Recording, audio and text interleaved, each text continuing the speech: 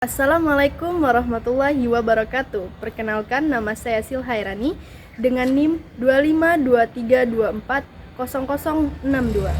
Saya dari Fakultas Tarbiyah dan Tadris dengan prodi PGMI kelas 1C.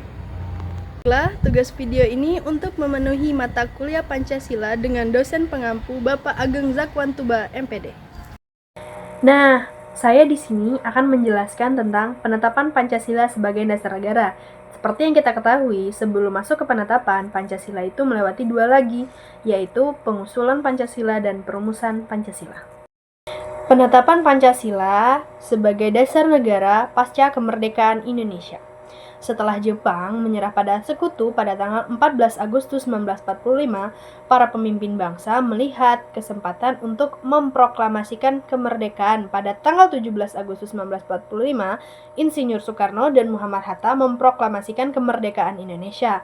Penetapan Pancasila, seperti yang kita ketahui, sebelum Pancasila ditetapkan, yaitu ada yang namanya Badan Penyelidik Usaha Persiapan Kemerdekaan Indonesia atau yang biasa kita sebut dengan BPUPKI atau juga bisa disebut dengan Dokuritsu Junbi Chosakai. Setelah menyelesaikan tugasnya, BPUPKI dibubarkan dan sebagai gantinya pada tanggal 7 Agustus 1945, Jepang mengumumkan pembentukan Panitia Persiapan Kemerdekaan Indonesia (PPKI) atau juga bisa disebut dengan Dokuritsu Junbi Inkai. Untuk keperluan membentuk PPKI tersebut, pada tanggal 8 Agustus 1945, tiga tokoh pendiri negara, yaitu Insinyur Soekarno, Muhammad Hatta, dan Dr. Haji Manwidiningrat, menemui Jenderal Besar Terauchi, yaitu Saiko Shikikan di Saigon. Dalam pertemuan tersebut, Insinyur Soekarno diangkat sebagai ketua dan Muhammad Hatta sebagai wakilnya.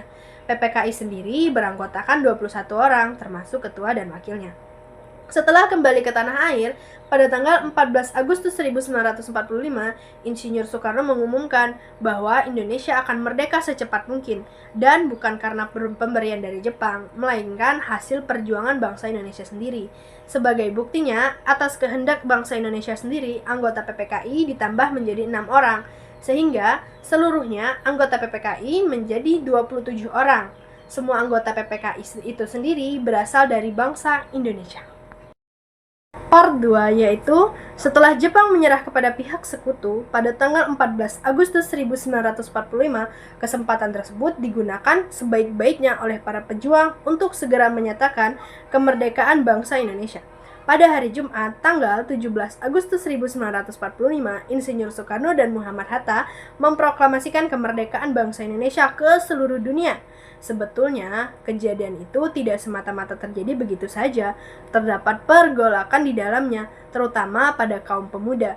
Peristiwa tersebut disebut dengan peristiwa Rengas Dengklok, di mana para pemuda meminta Soekarno dan Muhammad Hatta untuk menyegerakan proklamasi kemerdekaan tanpa bantuan dari Jepang. Yang ketiga itu ada sidang PPKI. Setelah ditetapkannya bangsa Indonesia merdeka pada tanggal 17 Agustus 1945, setelah itu Pancasila akhirnya resmi ditetapkan sebagai dasar negara Indonesia pada tanggal 18 Agustus 1945 oleh PPKI atau yang bisa kita sebut dengan Panitia Persiapan Kemerdekaan Indonesia. PPKI merupakan badan konstituante yang memiliki wewenang untuk merumuskan dan mengesahkan dasar negara. Penetapan Pancasila ini dilakukan setelah proklamasi kemerdekaan Indonesia. Pada sidang PPKI pada tanggal 18 Agustus 1945, diputuskan beberapa hal, yaitu mengesahkan Undang-Undang Dasar 1945 yang terdiri dari pembukaan dan batang tubuh. Yang kedua, memilih Insinyur Soekarno sebagai presiden dan Muhammad Hatta sebagai wakilnya. Yang ketiga, yaitu membentuk Komite Nasional Indonesia Pusat atau yang bisa kita sebut dengan KNIP, rumusan Pancasila yang disahkan oleh PPKI di dalam pembukaan Undang-Undang Dasar 1945 berbeda dengan rumusan yang ada di Piagam Jakarta. Setelah terjadinya sidang PPKI tadi pada tanggal 18 Agustus 1945, yaitu untuk mengesahkan Undang-Undang Dasar, pemilihan presiden dan wakil presiden, pembentukan Komite Pusat. Nah, ada sedikit perubahan. Perubahan itu terjadi karena adanya usulan dari perwakilan masyarakat Indonesia bagian timur kepada Muhammad Hatta. Mereka meminta penghapusan 7 kata dari sila pertama yang berbunyi dengan kewajiban menjalankan syariat Islam bagi pemeluk-pemeluknya. Para pendiri bangsa menanggapi permintaan ini dengan bijak dan menyepakati perubahan tersebut menjadi Pancasila yang pertama itu yang berbunyi dengan ketuhanan yang Maha Esa untuk menjaga persatuan dan kesatuan bangsa.